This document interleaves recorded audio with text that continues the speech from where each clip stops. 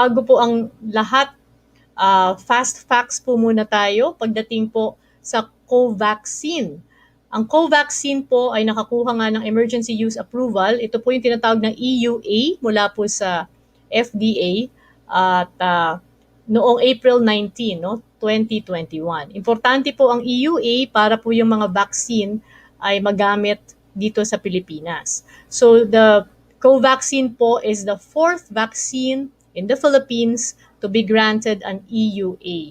The Philippines is the ninth country, ikasyam na bansa na nagbigay ng EUA sa Covaxin. So yung iba po dito, yung India, Iran, Mexico, Nepal, etc. So mamaya, papag-uusapan po natin yan. Pero ang pinaka-importante sa fast facts na ito ay yung 81% na efficacy rate na sinasabing mamaya papapaliwanag na lang po natin o direkta po sa ating bisita. So may 81% na efficacy rate ang Covaxin. So yan po ang ating tututukan ngayon. Again, ito po yung breaking news natin last week. It's the fourth vaccine in the Philippines to be granted an EUA. Okay, so Doc, let's now go to, kanina yung pinapakita nating slide, yung Bharat, no?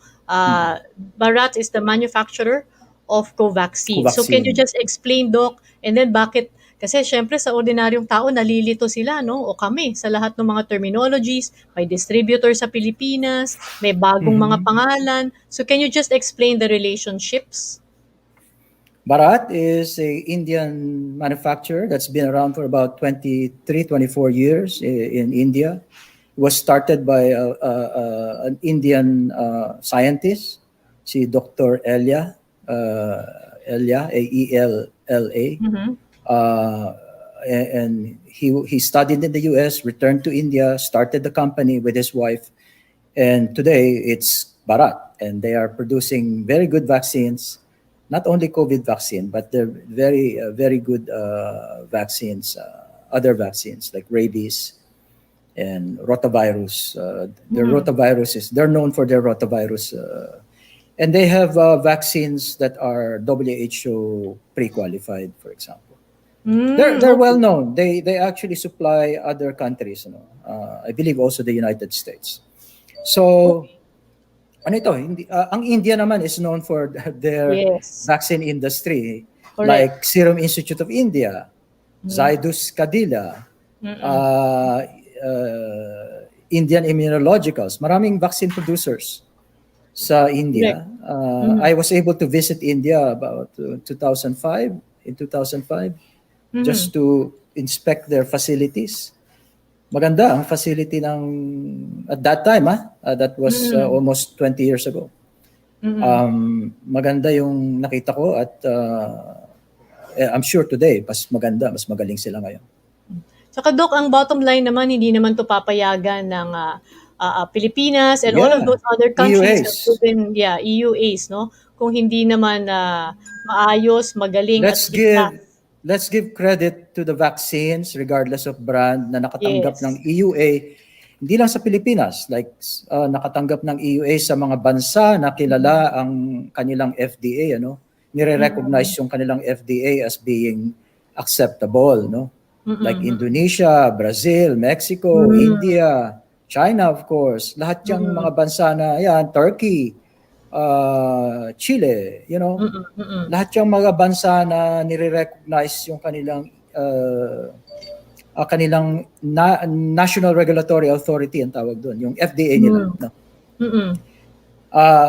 In other words, may meaning, may meaningful or hindi relevant. Hindi basta-basta, di ba, Doc? Oo, pagka nag-EUA yan or nagbigyan ng approval, let's believe, let's give value and rely on these EUAs as being a seal of approval. No? Eventually, WHO will also have to issue their what they call EUL, emergency use listing.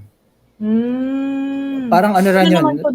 WHO ano lang yun, yung WHO way of assessment or auditing these manufacturers. Ano gawa ang vaccine? Safe po ba ito? Doc, from Okay. Ashley Valicer, safety, and maybe Doc, binanggit nyo yan kanina, no? Yung Nabanggit na, safe.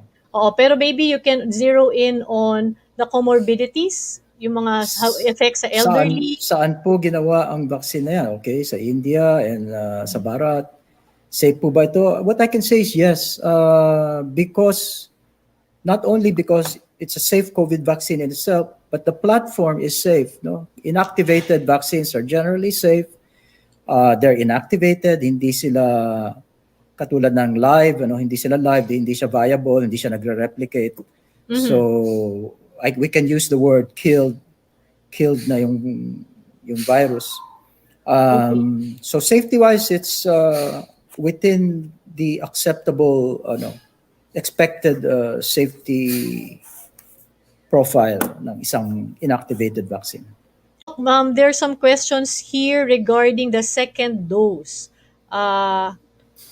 Yung availability ng Covaxin, tuloy-tuloy ba yon? Ilan po ba ang volume, no, na naka-allocate o handang ibigay sa Pilipinas? Doc, I wanna push this question further kasi nga ang problema natin supply, no, world supply. So yung mga nagkaunahan na, syempre dahil third world country tayo, hindi tayo na prioritize. Pero ilan ba ang may na-allocate ba ang Covaxin sa Pilipinas? Paano bang sistema diyan? Alam nyo, well, let me just say na we in fact had worked out the EUA a long time ago, no, January. Then na-release siya April na, and then in fact Philippines was the first or one of the first countries na nakipag-usap sa Barat, but we ended up to be ninth sa EUA release. And so unfortunately nasayang natin yung opportunity na makakuha kagad tayo ng allocations.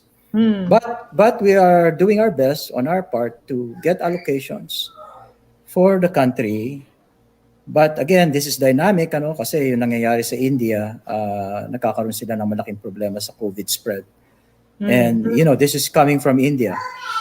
But we can tell you that we are doing our best to get allocations to come in as early as May. May is next week na halos yan, di ba?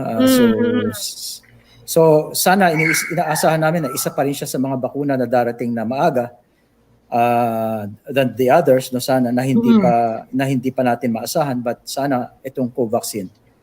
We will make sure na we are able to get the allocations that have been